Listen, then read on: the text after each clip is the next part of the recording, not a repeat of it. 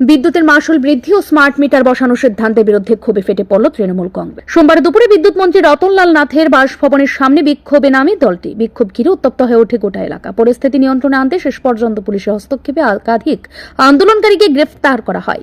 বিক্ষোভস্থলে পুলিশের উপস্থিতিতে সরাসরি চলতে থাকে স্লোগান ও প্রতিবাদ। পুলিশের তরফে আন্দোলনকারীদের শান্ত থাকতে অনুরোধ জানানো হলেও তারা দাবি থেকে এক চুলও সরে না। পরিস্থিতি আরও উত্তপ্ত হয়ে উঠলে পুলিশ বাধ্য হয়ে বেশ কয়েকজন তৃণমূল কর্মীকে আটক করে। ঘটনা প্রসঙ্গে তৃণমূল কংগ্রেসের নেতৃত্ব সাংবাদিকদের বলেন, 2018 সালে বিজেপি সরকার ক্ষমতায় আসার আগে মানুষের কাছে যেসব প্রতিশ্রুতি দিয়েছিল তার একটিও পূরণ হয়নি। তার বদলে বিদ্যুতের মাশুল বাড়িয়ে মানুষের কাঁধে আর্থিক বোঝা চাপিয়ে দেওয়া হচ্ছে।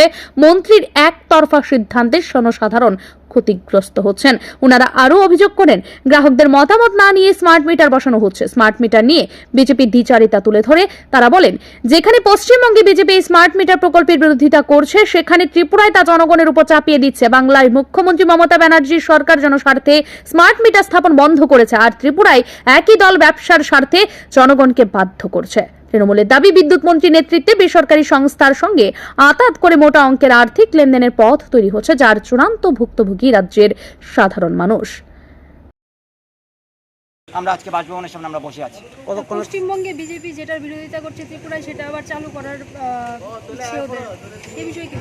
আপনারা জানেন যে পশ্চিমবঙ্গে না, শুধু সারা ভারতবর্ষে বিজেপি মানুষকে বোকা বানিয়ে, মানুষকে লুণ্ঠ করে, মানুষকে ওদের চাহিদা, ওদের কর্মসংস্থান, যুবকদের কর্মসংস্থান বলুন, বেকারত্ব বলুন, শ্রমিকদের কথা বলুন, এই সমস্ত কিছু থেকে মানুষের চাহিদা ঘোরানোর জন্য ওনারা এই নাটক করে।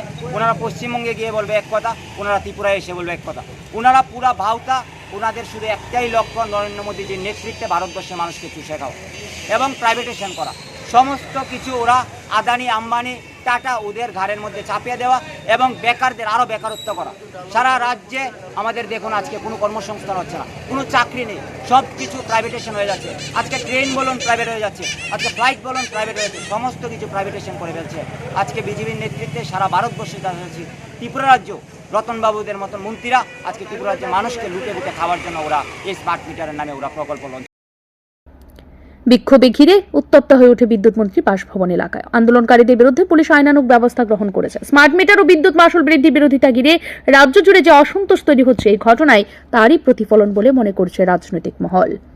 ব্যুরো রিপোর্ট, ঋদ্ধি নেটওয়ার্ক।